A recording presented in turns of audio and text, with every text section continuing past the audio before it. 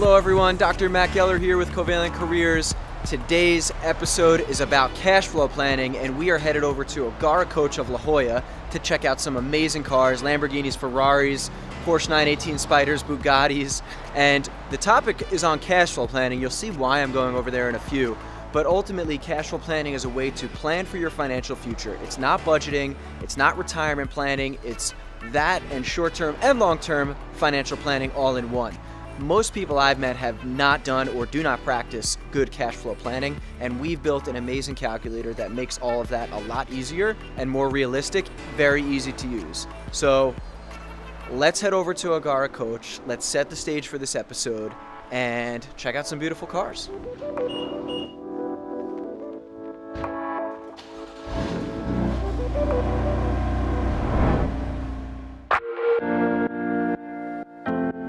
Big shout out to Agara Coach of La Jolla, Lamborghini of San Diego here. So what brings me here? Well, for me, cars are like my thing. I love it. And for a lot of people and their hobbies, those things will take financial planning. Those things will take cash flow. And so I'm here to kind of set the stage for what is important to me as a hobby, but also, you can extrapolate and plug in what's important to you. Maybe it's travel, maybe it's even giving back, maybe it's just family and buying, a home for the first time. Whatever it is, whatever your thing is, you've got a plan for it. So many people fail to understand how to do a cash flow statement, and that's absolutely critical. So I'm gonna walk you through that today. We focus on what we want, we focus on it, and it expands. It's a law of attraction. I think no matter what your goal is, whether it's planning for a new car or home, like I said, you've got to do that cash flow planning. All right, so first I have to give a big shout out to the sponsor of New Grad Optometry, Essilor of America. They've supported us for 5 years since the very beginning. And what I want to tell you guys is 2019 is going to be awesome, both from like a social impact that they're going to have on just the lives of patients, but also for optometrists like myself, who will get access to products and services that'll really help us as ODs. So 2019 is going to be a big year. They just got on Instagram actually, so give them a follow at Essilor Pro and just check them out in general. Thank you to them for all the support over the last 5 years.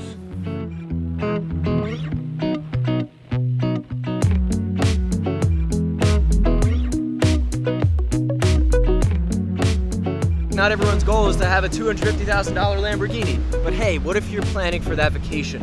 People like to travel, pretty common. Maybe you've got your honeymoon coming up. You've got to plan for those things.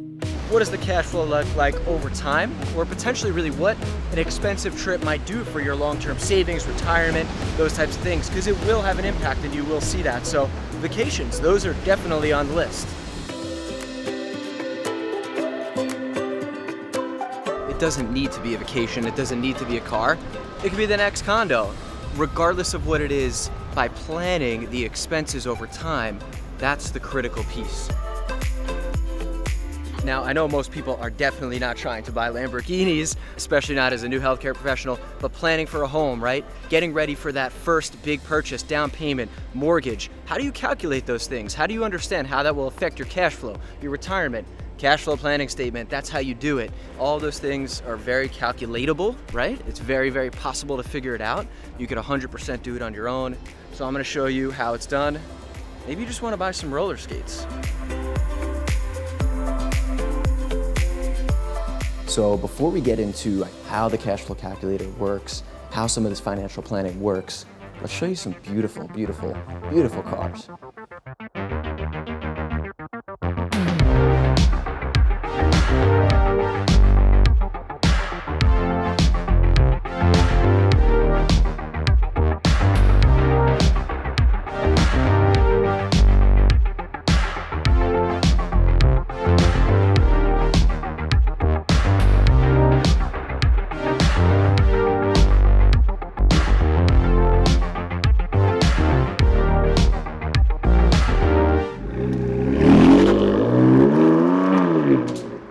I really think what you focus on in your life expands to your reality. Cultivating a positive mindset, it's not easy, and you definitely need to study some of the greats and their suggestions of how to do it and how to do affirmations properly. Books like Think and Grow Rich allow you to better cultivate thought like that. As a Man Thinketh is another great one. Pretty much any Tony Robbins motivational YouTube stuff. If you think it's cheesy, that's okay, but hopefully you've got a backup plan for how else to make that stuff happen But putting it in a cash flow statement, that is one of the biggest affirmations because it shows you exactly what's going to happen in the long term. All right, so let me tell you my experience with cash flow. When I was in undergrad, say, I use like basic online budgeting tools like mint.com, and I would try to just set a budget and just basically make sure I wasn't spending more than I was making. And it wasn't until I started owning my own business that I really started to get the picture. I remember talking to my mentor and he said, Matt, where's your cash flow statement? And that's what really, the light bulb kind of went off that, okay, he's right, I need to forecast how this business is gonna perform. This absolutely changed everything for me because I was able to forecast, say like 3 to 5 years, paying off student loans, events like that. And then around also that midterm, buying a home, having kids, forecasting those events. But then super long term, 65 years old. So really I was able to kind of do all of this with a cash flow statement. And I'm not gonna lie, I can't imagine living without a cash flow statement at this point. I mean, how could you possibly plan for your life and for the life of your family and all that stuff without having one? It's mind-blowing to me. Everything is just guessing. So that was my experience. It was pretty eye-opening. I treat my personal finances almost like a business's, right? I think that that's, for me, a helpful frame. We're gonna show you all about that. Hey everyone, so finally I'm back home in my home office here. Hope you enjoyed some of those beautiful shots around San Diego. So personalcapital.com is extremely useful, just an amazing website. I think the best, better than Mint, better than any other financial planning website I've seen. And it'll do all your monthly books for you, for your personal self. That includes looking at expenses, income, how your portfolio is doing, your cash flow, your spending centers. I highly, highly recommend it, and I've included a link in my bio for if you sign up using my link. I believe you get a $25 or so Amazon gift card or $20 Amazon gift card for free. I tried it with my brother, it worked, so give that a try for sure. I highly recommend Personal Capital. I could do a video on that as well, but today we're gonna focus on cash flow. And let's get started. Let's jump into the Financial Controller Financial Cash Flow Sheet. Basically, you'll go ahead and click File, make a copy, and then save this on your personal Google Drive or in a place where you can access it, because the version you're seeing is a read-only, it's my version. So once you're in there, let me give you an overview of how this entire thing works first, because I know there's a lot of bells and whistles going on. First of all, the tabs down here, you really don't need to worry about. They're there, they're not hidden, but don't edit them. Only things that are in blue are things that you should edit. You should not edit anything else. And ultimately, unless you have a lot of just amazing skills in Google Sheets, Excel, I would leave that alone. By the way, thank you for our COO, Brett Kestenbaum, for building this. He is an Excel wizard and does all sorts of cool stuff. So if you need updates, comment below and we'll get them done. So the first thing here, this is your controller section. You're going to be able to enter different variables to help you calculate your financial cash flow. This table here in the middle is just a quick check to understand year by year over the short term, your age, your earnings, your savings, your expenses, what you have left over. This table is to enter your income and your tax rate. This table is to enter 401k. This table is to enter IRA. This table you'll add in any bonuses or any windfalls of money that you plan to get. This table down here, you're going to enter your expenses month to month. This table, you're going to enter your large monthly expenses.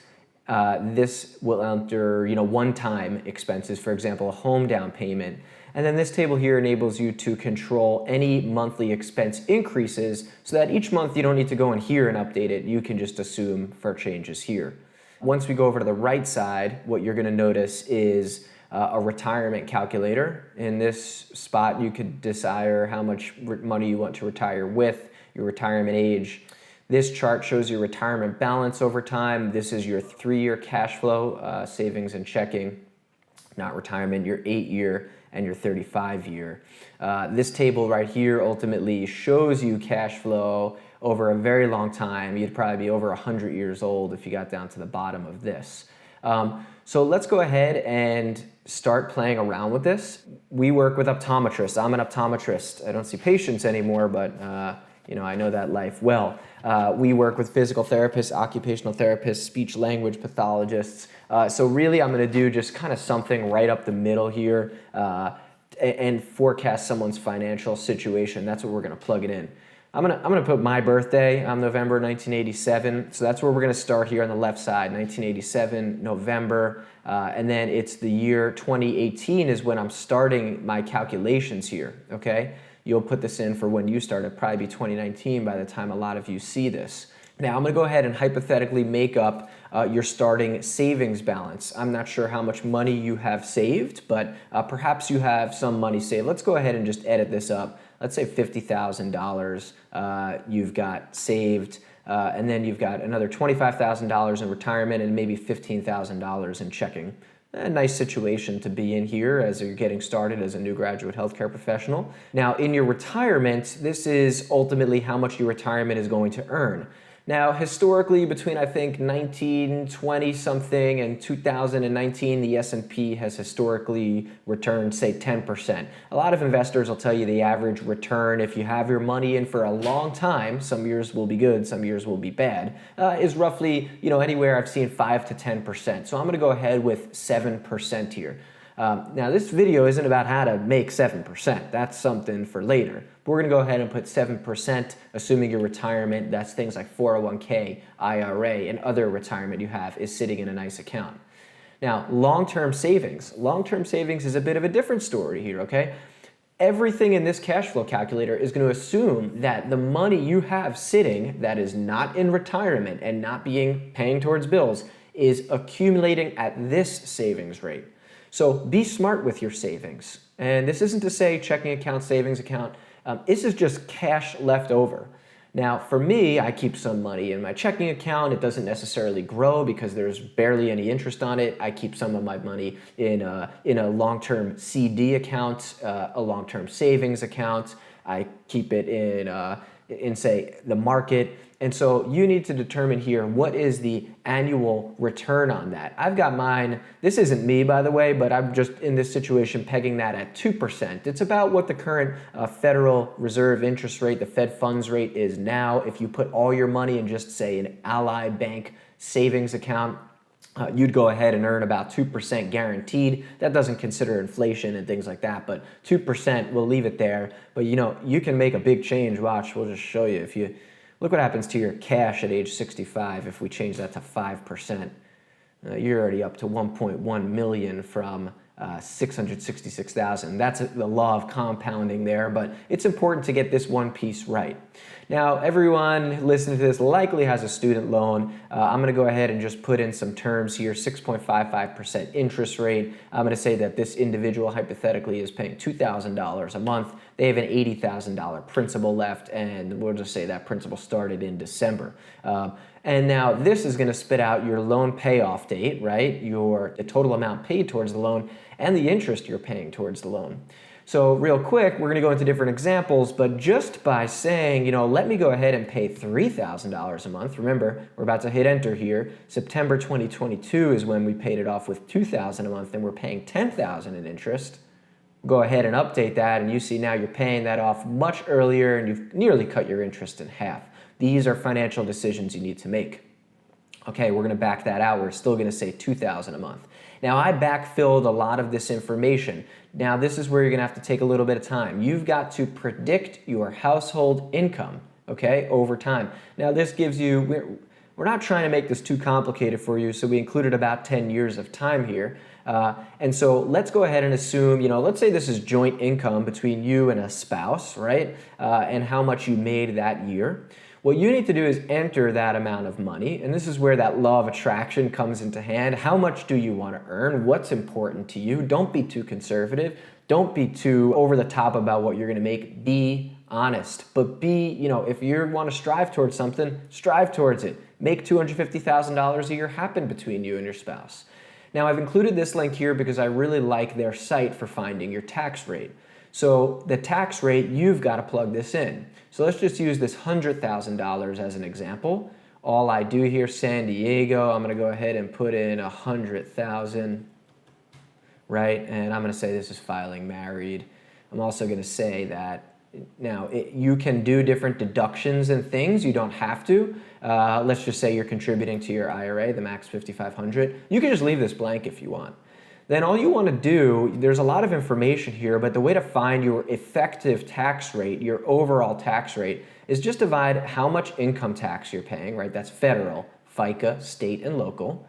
So 18,754 divided by 100,000, 18.75% is the tax rate. I did the same exact thing at 250,000 and got that as the tax rate. So you'll go ahead and forecast some of this because you want your effective tax rate in there. The next thing you're going to do is put in any retirement account that you're going to go ahead and measure. So for example, if you're fulfilling your 401k or your IRA, you'll want to go ahead and put that in there. Now right now, this 401k calculator is not including match, okay? Now, that's a bit of a drawback, but if you guys need that, why don't you go ahead and let us know in the comments and we'll build one that can match for you.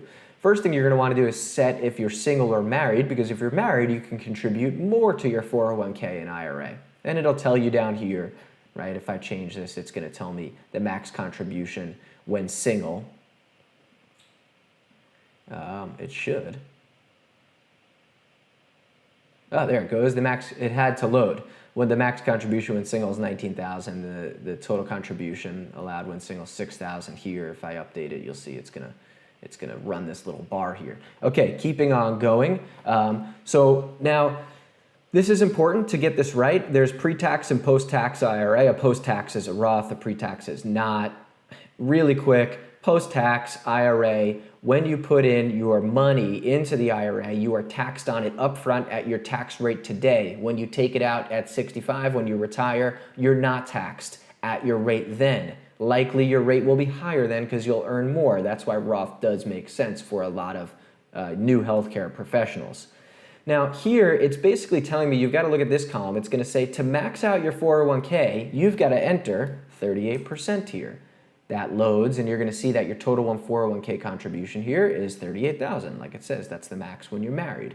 Now you may not contribute that. Maybe you are just going to contribute half the amount. You're going to do it only and not your spouse. So what would that be? 17-ish% or so. A little more. Actually, it'd be 19, right? 19%.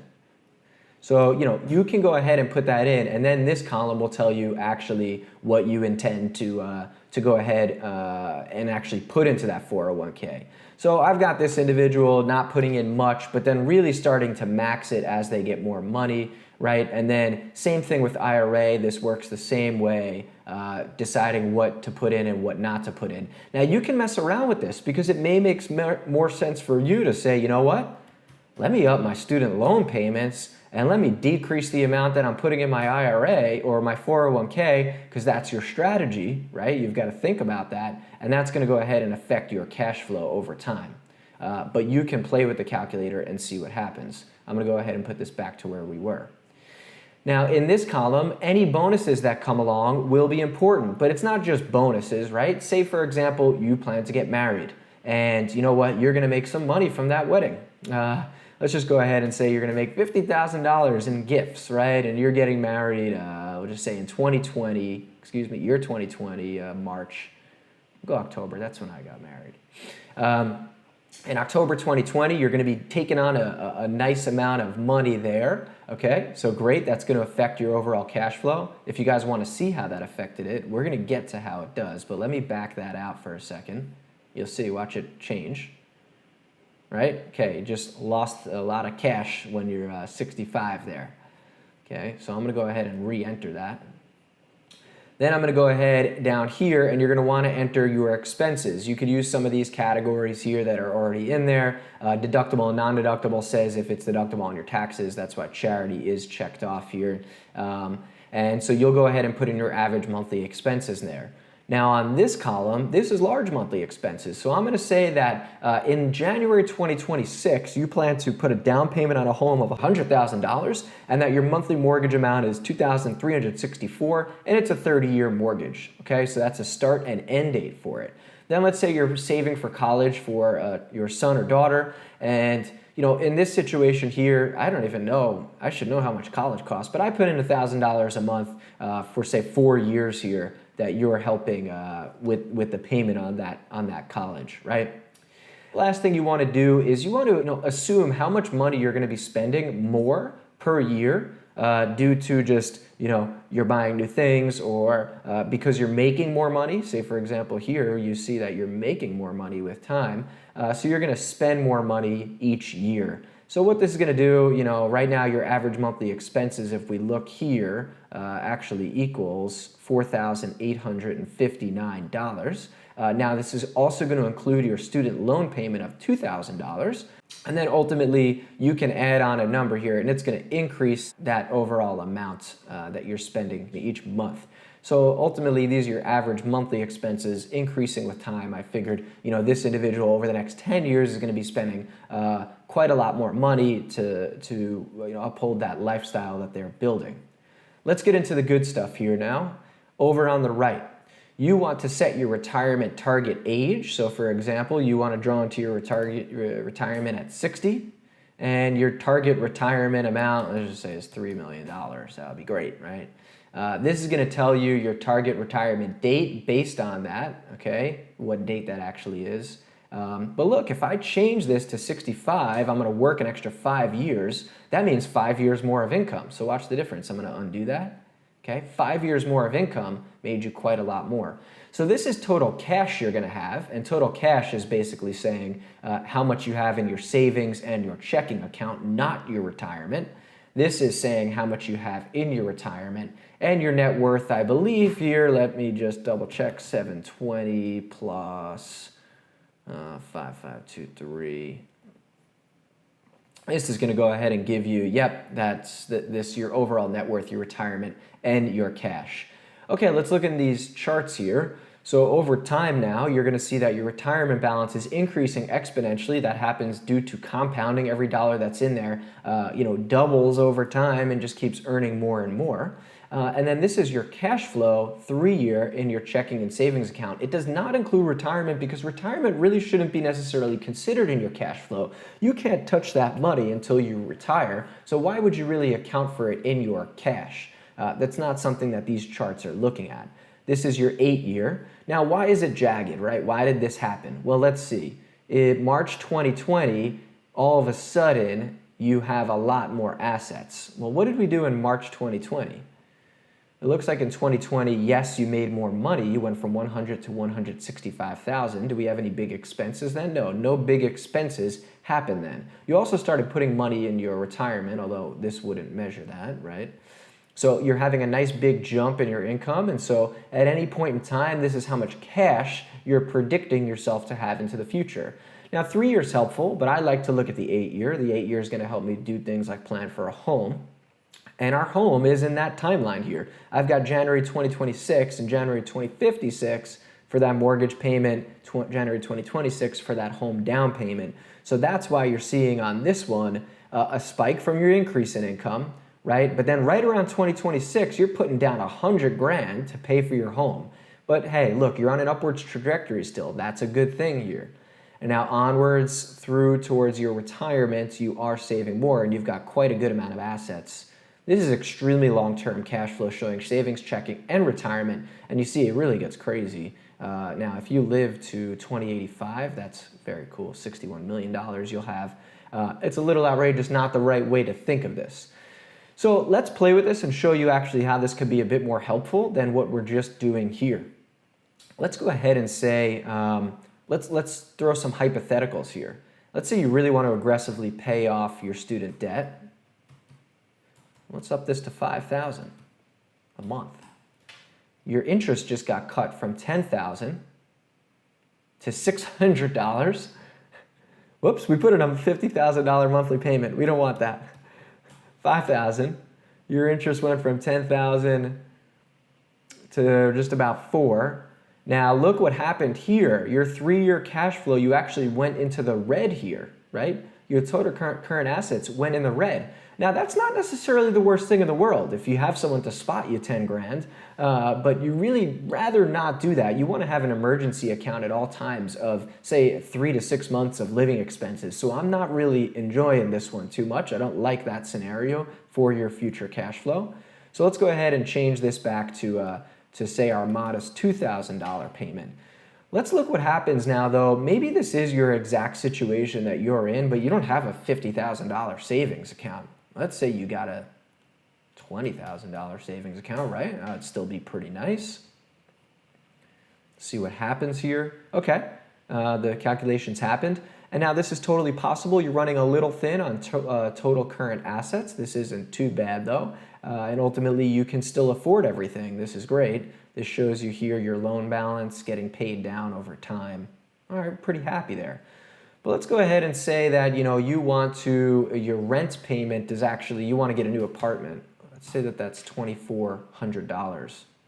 Now actually one of the things I'm not doing here, believe it or not, is when I get this home, theoretically, I am not removing this rent payment from my expenses. So one thing we could actually do, let's just look at that thought. Say like we raised our rent payment. We're now in the red again. We don't want that, bad. We don't want to have no cash. That's not possible. We can't afford that. But hey, maybe you decided to cut expenses elsewhere, right? Now, taking a risk, say that's $2,400, but say like you don't make 165 that year, right? This year, you're only gonna make 100 again, or say 110. We gotta change our tax rate here to 1.875 again. Well, figure it's 19% or so. You know, look what just happened here. This whole thing just changed. Now your 8-year cash flow is actually kind of a mess. Not only did you go into the red in the short term, but you built up and then you bought that home that you could not afford. You went into the red here for quite a long time, then you built back up. So this is cash flow. You're seeing the flow of it over time. And you see this is exactly where the deficit happened. These highlighted columns went red. So let's go ahead. I'm gonna go back to that last example I did. We're gonna say you are making 165. You are at 20,000. Let me just show you how to deal with this rent payment here, right? I'm gonna go ahead and just delete this for now. And I'm gonna say this rent payment, which was, let's just make it, I think it was 1,400 or so. Oh, how much was it? Let me get it right. 1,700. 1,700 is actually starting at the time of calculating this, November 2018, and it's actually going to the day you buy your house, which is January 2026. So you're not going to pay rent at that time anymore, right? So now this actually makes it so that rent payment starts and stops. Before it was just considered a monthly expense. It's not going to affect anything too much. That'll affect future cash flow. But now if you actually look, your monthly expenses have been altered because you pulled it from this column on the left. So this is pretty interesting, right? Now, I think you're pretty happy retiring with $5 million in the bank. That's a pretty excellent situation to be in, and something that the majority of society is not in that situation. But I think they're not in that situation potentially due to poor planning. That's one of the reasons. Potentially just due to earning how much they earn or how much they're spending, of course. So let's alter this a little bit more. Let's make this a little bit more bleak, right? Let's go ahead and say you're not earning that, but ultimately you're earning $100,000 for the course of the majority of, until 2024. Well, I'm going to tell you, that's definitely going to go ahead and alter some things here. Let's say that bonus amount is only $25,000 that you're going to get when you get married.